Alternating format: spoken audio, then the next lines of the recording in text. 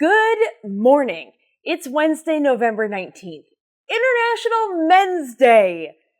Finally, a day for men. I don't know how they've gotten along all this time with the world only celebrating women.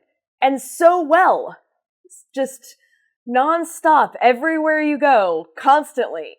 Can we, hey women, can we treat you well and pay you? So, congratulations, men. This is your one day only. And, sorry, men. And now the news. Sorry to all my male listeners. Please continue to listen. And now the news.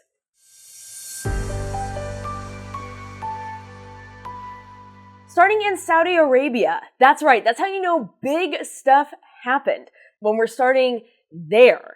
Starting in Saudi Arabia, well, no, actually starting in the White House, but I felt like if I said starting in the White House, you'd think I was starting with a different story. I'm messing this up already. Hang on, let me start all over again.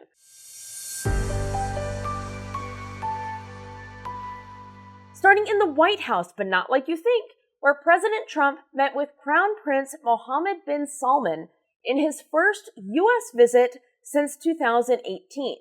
Why 2018? Why has it been so long? Because in 2018, as determined in a U.S. intelligence report that was made public in 2021, the Crown Prince, who is also known as MBS, approved of a plan to capture or kill a man named Jamal Khashoggi. Khashoggi was a resident of the United States and a journalist for the Washington Post. And he was murdered. Dozens of Saudi officials faced sanctions for his murder, while MBS basically got away with it. But everyone knew what he had done. And again, in 2021, that report was released and it confirmed that fact, which is why we were all pretty shocked when, on Tuesday, Trump sat right next to that man in the White House, a house that you and I pay for, and when asked about Khashoggi's murder, first, Trump said, quote, "A lot of people didn't like that gentleman that you're talking about," end quote. Also adding, quote, "You don't have to embarrass our guests," end quote. That is what the President of the United States said to a reporter when that reporter asked MBS, "Hey, question about the time that you were very aware of a murder of a journalist." And Trump said, "People didn't like that guy. Don't embarrass my guest." But in the middle of those two things, on the actual topic of the murder itself, Trump said, quote, "Things happen. Things happen."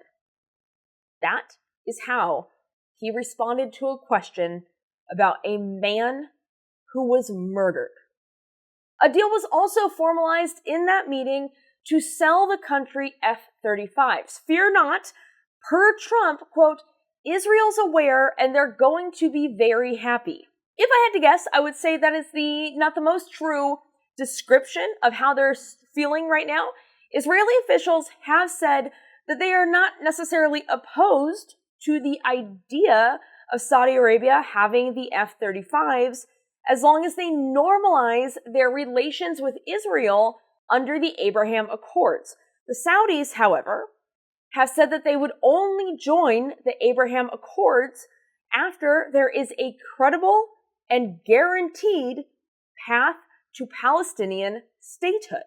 This is a position that has been said many times. That is their stated position, and it was repeated by MBS on Tuesday in that meeting. So again, Israel's like, they can have F-35s, that's fine, as long as they join the Abraham Accords. And they said, we'll join the Abraham Accords as long as there is a credible and guaranteed path to Palestinian statehood. The hiccup there is, as mentioned in Tuesday's episode, that is not a part of the peace deal that was brokered between Hamas and Israel. I wonder if that'll come up in conversation. In return for all of this, the Crown Prince said that Saudi Arabia would be increasing its financial commitments to America from the $600 billion that they announced in May to $1 trillion. How? Can't say. unknowable. Didn't feel like offering up the details, just like, we were going to give you $600 billion, now we're going to give you $1 trillion, I promise. So, there we go. We gave them a lot, and they gave us an I promise. Donald J. Trump, the art of the deal. And okay, fine, yes, Epstein. Because it is a big story, and it does matter. On Tuesday, both the House and the Senate agreed that the Epstein files need to be released. In the House, it was passed 427-1. As a reminder, there are 435 members of the House. There were some non-voters, which is just as embarrassing as being that one. This non-voter thing, say it with your chest. Oh no, I don't know how I feel, so I'm just gonna abstain from voting. Say it with your chest. That's embarrassing to be a non-voter, but imagine being the one. I wonder who that could be. Clay Higgins of Louisiana. That's who that is. Clay Higgins of Louisiana. And that will be his legacy, because he has done nothing else except for saying, no, I alone will protect this pedophile. Good job, Clay Higgins of Louisiana. Good luck keeping your job. Just kidding. No luck. No luck to you, sir. In the Senate, what they did there is just, side note, hang on, you can hear this on the microphone. The cat is on my lap now, and her purrs are very loud. I apologize. In the Senate, what they did there is just, with unanimous agreement. Did you know the Senate was allowed to do that? I was starting to think that it was against the rules, but with unanimous agreement, they will send it to the president's desk for signature. And the president says that he will sign it. We don't know what's next. We will see. The president may try to find a way to block it. I'm sure he'll pretend to keep his little grub hands clean, so you can expect that when he tries to block it, someone else will have to carry that water for him. We don't know what's next. Let what happened on Tuesday matter. Let Tuesday have happened.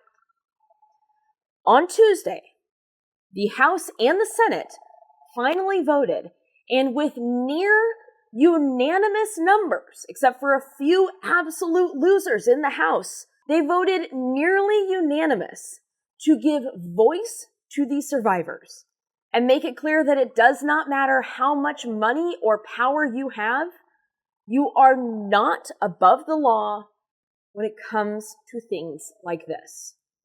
As for what's next, like I said, who knows? I'll tell you who doesn't know. All these talking heads who are running their mouths, some of whom I listen to, some of whom I like and listen to, on 24-hour networks. They gotta make those ad sales, baby! I wouldn't know. Would love to. I wouldn't know.